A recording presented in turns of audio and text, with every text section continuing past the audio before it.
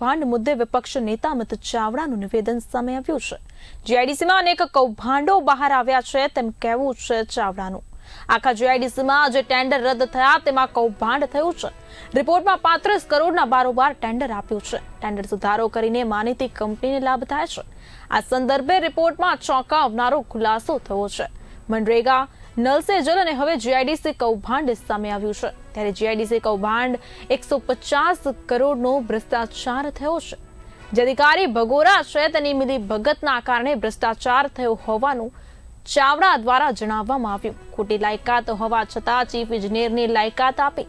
આ સાથે જ નિવૃત્ત પછી એક્સટેન્શન આપવામાં આવ્યું તો ટેન્ડર ફેરફાર કરીને મળતિયાઓને લાભ આપવાની જોગવાઈ કરી હતી। કેટલાક સ્થળોએ સાધનો મૂકવાના હતા ત્યારે સાધનો મુકાયા નહીં અને બિલ પાસ કરી દેવામાં આવ્યા છે। સરકાર ઓપરેશન ગંગાજળની વાત કરે ત્યાં જ આવું કૌભાંડ આવે। વિગત તપાસ થાય તો આ કૌભાંડમાં 200 થી 500 કરોડ સામે આવશે। કેટલાય જાગૃત નાગરિકો એમને સમગ્ર કૌભાંડ મુદ્દે રજૂઆત પણ કરી છે તેમ જણાવવામાં આવ્યું।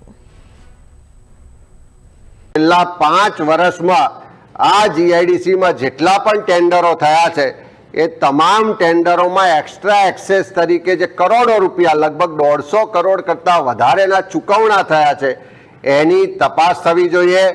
સાથે સાથે જેટલા પણ કામ થયા છે એમાં આક્ષેપ છે કે સ્થળ પર કામ થયા નથી, મશીનો લાગ્યા નથી, તેમ છતાં ચૂકવણું કરવામાં આવ્યું છે।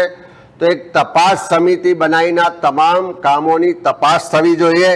સાથે સાથે જ્યારે એક્સ્ટ્રા એક્સેસ બિલ ચૂકવવાનું હોય તો અમુક રકમથી વધારેનું બિલ થાય તો ચીફ એન્જિનિયરને પણ સત્તા હોતી નથી।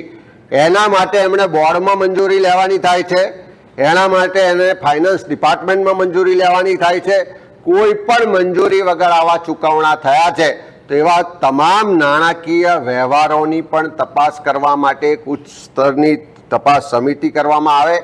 અને સાથે સાથે જે આ ચીફ એન્જિનિયર ભગોરા છે એમની સામે ફરિયાદો મળી છે, એમના પ્રમોશન, એમના કાર્યકાળ, એમના દ્વારા થયેલા ભ્રષ્ટાચારની, તો એની પણ તપાસ કરવામાં આવે। રજૂઆતમાં એમ પણ કહેવાયું છે કે આવનારા દિવસોમાં પણ કરોડો રૂપિયાના ટેન્ડરની પ્રક્રિયા વિભાગમાં ચાલી રહી છે। જેમ ઓડિટે જૂન મહિનામાં રિપોર્ટ કર્યો તેમ છતાં 16 જૂનનો રિપોર્ટ છે, તેમ છતાં વિભાગના પેટનું પણ પાણી હાલતું નથી કે સરકારનું પણ પાણી હાલતું નથી। 1 જુલાઈએ ફરી પાછા કરોડો રૂપિયાના એક્સેસના બિલોની ચૂકવણી કરવામાં આવે છે।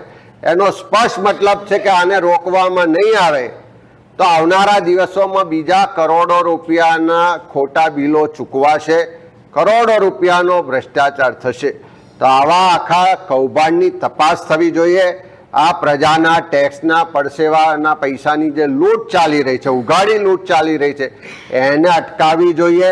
અને સાથે સાથે જે પણ જવાબદારો હોય એને જેલના સળિયા પાછળ નાખવા જોઈએ।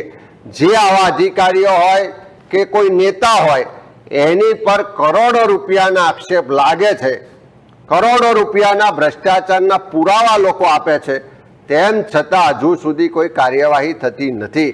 તો ખાતાકીય તપાસ થાય એટલું જરૂરી નથી, એસીબીની તપાસ પણ થવી જોઈએ। અને ઈડી ને ઇન્કમ ટેક્સ કોઈ સામાન્ય લોકોને ત્યાં પહોંચી જાય છે તો આવા કરોડોનું કૌભાંડ કરવાવાળાને ત્યાં કેમ નથી જતી?